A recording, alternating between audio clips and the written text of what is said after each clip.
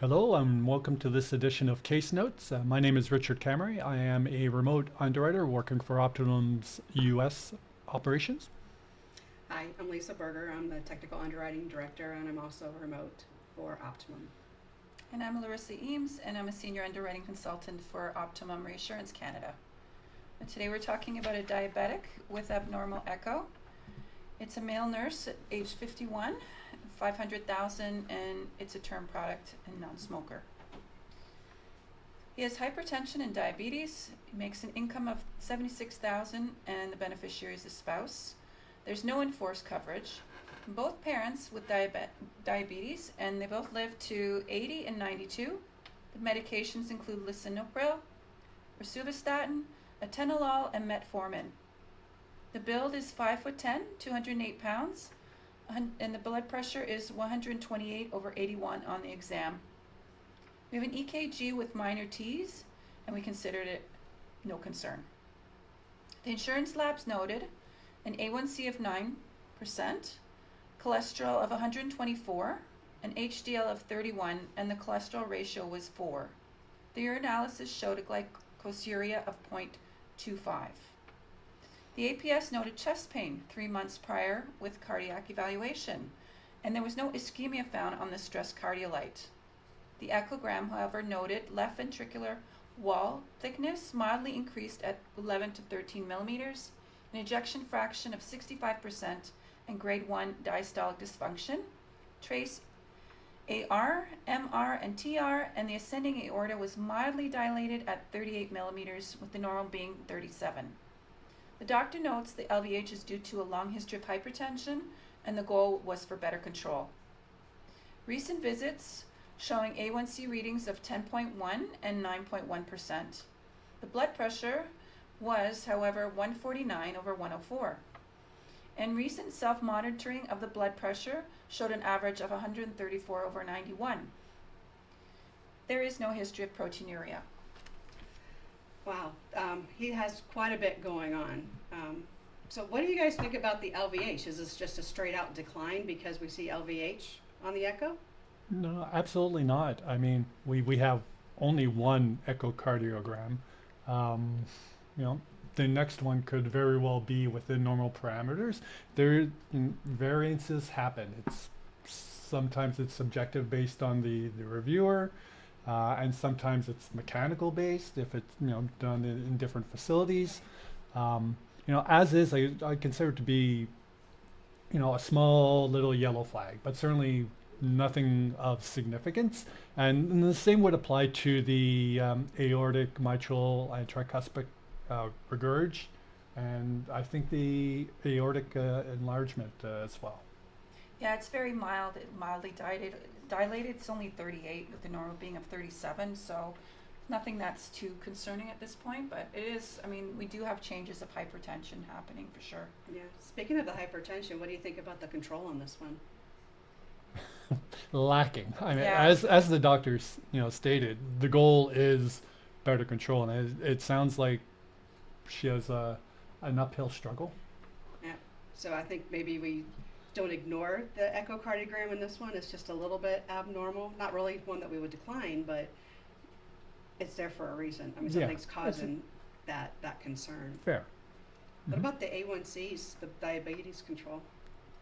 Any concerns with that? Yeah, not very good. I mean, we have a nurse here. I mean, he's on the right medications, but it's just that it's not even anywhere close to being a target. Like we've gone Yeah. from 10.1 down to 9, and I mean, that's definitely, there must be some kind of compliance issue going on there. Yeah, I mean, they're in the medical profession. Normally, you'd expect that, but that type of job, they could be on a night shift. Yeah. Eating and the medication may not, be able to be done at the Jiving. same time and be jiving. So that might be a factor here, but it doesn't negate it. Do we know how long he's been diabetic? No, I I don't think we do. do.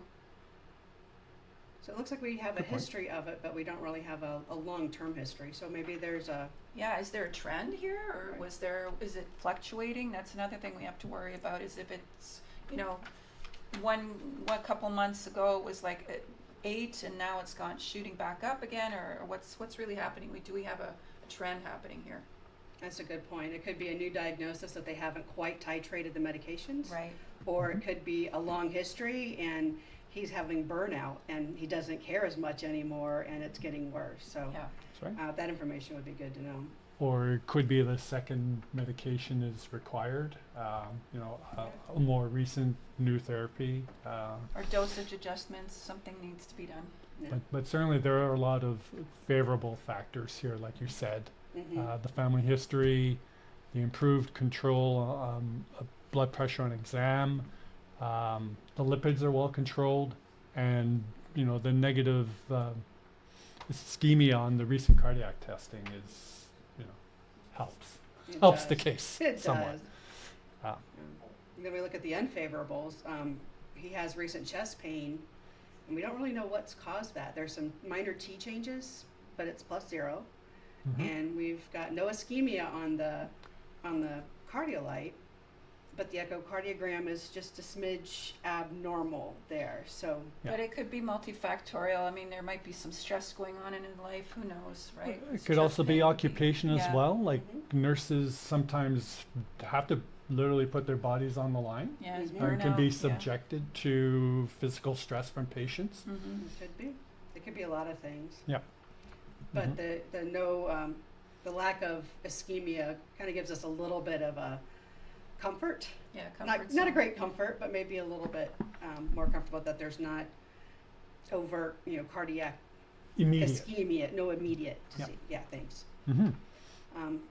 Another unfavorable is the diabetes. While it's improved a little bit from those most recent ones, it's still not well controlled. Yeah. He's a nurse himself, and we think, it's like anybody else. You know what to do, but you don't always do it. Yeah. But I think the same guidelines or principles for this individual to the general insurance risk population of better control maintained over 6 months to a year might allow for reconsideration and a better Yes. rating. Yeah. That's a great point. That is a great point. His blood pressure was higher on the recent office visit, but he talks about his self-monitoring and on the exam he had a really good reading. So I think this is probably another one where what's the time frame on Yeah, this? yeah. Is it just everything's a new diagnosis and he's just figuring it out, or is it long term and it's ebbed and flowed? Yeah, important question. And distinctions need to be made between the two. Exactly. Yeah. And lastly, the combination of the hypertension and the changes on the echocardiogram with the diabetes, this is kind of a complex risk. It's nothing that you would just say, okay, I'm going to just rate for the diabetes check. I'm going to rate for the blood pressure check, and I'm going to rate for the echocardiogram check. These are interrelated. Yeah, you got to see the Yeah. whole picture here. It's not something that's additive. And don't forget, he's 51. And again, to bring up the subject that he's a nurse, like he should, he knows what's happening, but he needs the tighter control. Mm-hmm. This case is a really good example of a risk where a medical opinion is great, and we have medical directors on staff that we'd be happy to review a risk like this for you. So I'd like to keep that in mind for future needs. So I want to thank you all for joining us today, and if you guys have any questions, please feel free to reach out to us at Optimum. Thank you.